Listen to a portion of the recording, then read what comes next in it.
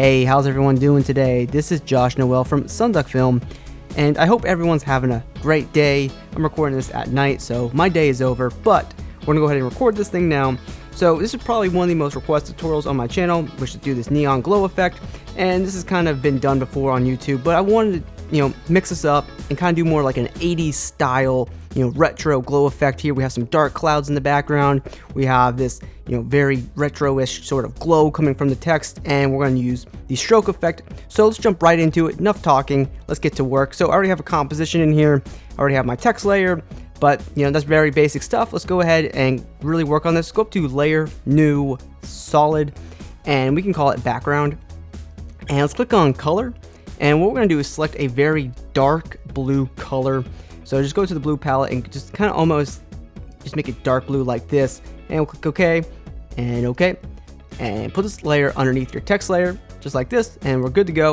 And then what we're going to do is we're going to go to our text layer here. We're going to right click this layer, go up to Create Mask from Text.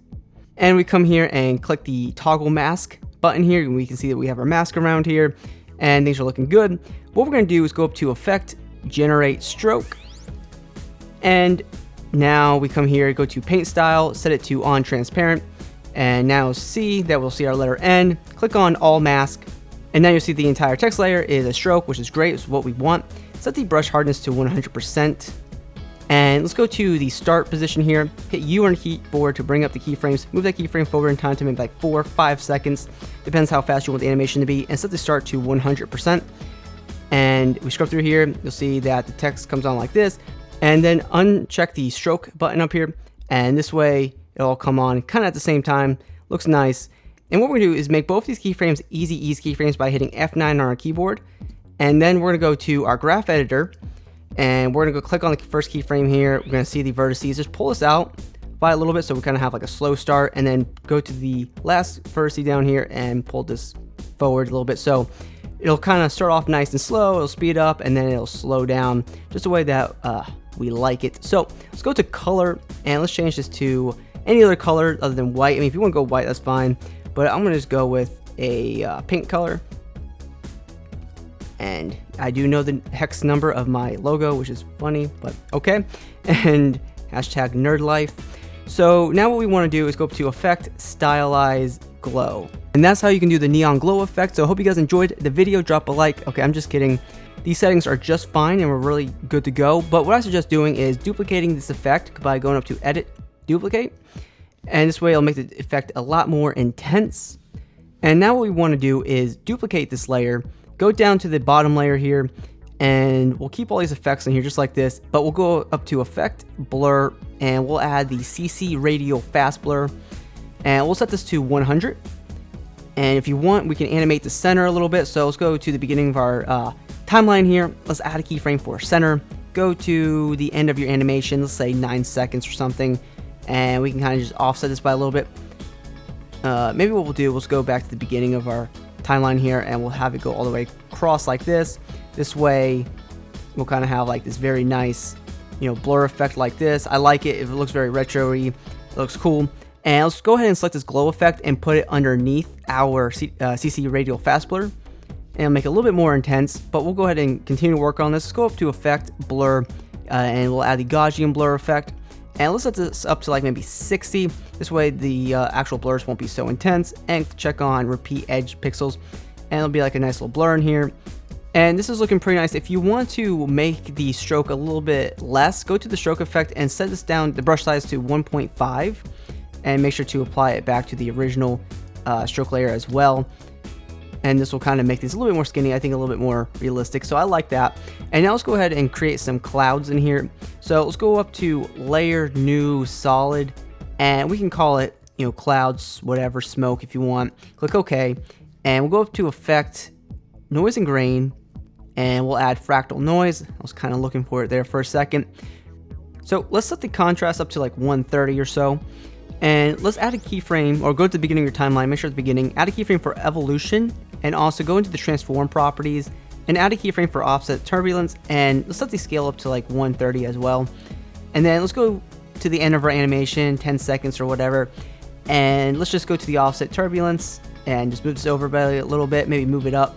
Just kind of create a directional flow of the smoke here. As you can see, the smoke here is moving, or the noise should I say.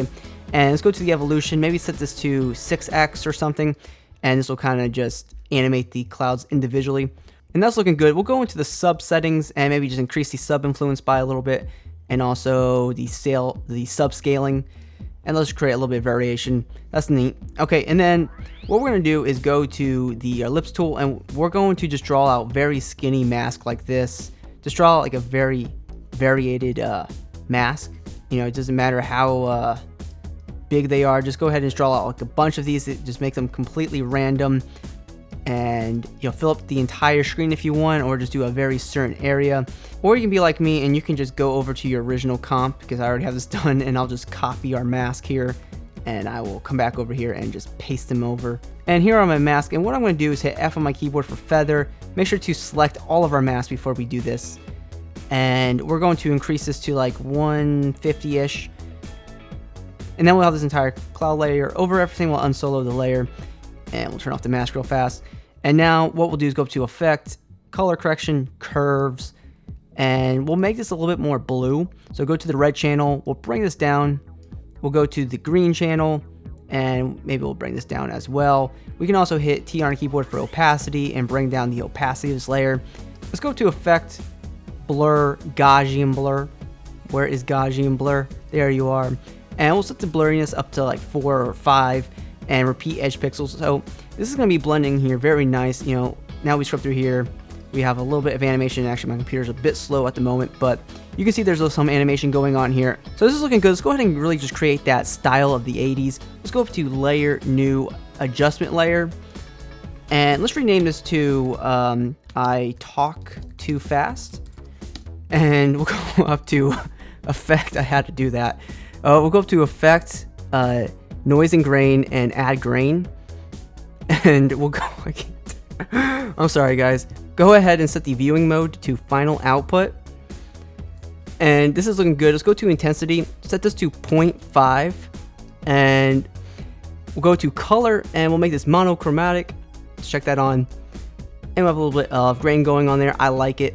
And we'll go up to Effect, Stylize Glow. And those help punch out the glow a little bit more. And I think this is really nice. I think this is looking really nice. Let's also create a new solid, and we'll call it Vignette. And click OK. And let's of course make sure it's a black solid. And let's go grab the ellipse tool. Just make sure it's selected. Double click it. And we'll see that we have this mask going around here like this. Go ahead and set this to Subtract. Open up Mask 1. Increase the mask expansion to like 150-ish. And we'll go to the feather and just increase this to like 300. And maybe we'll bring this down to like 80 pixels-ish there. So a little before and after. It kind of just draws the focus there.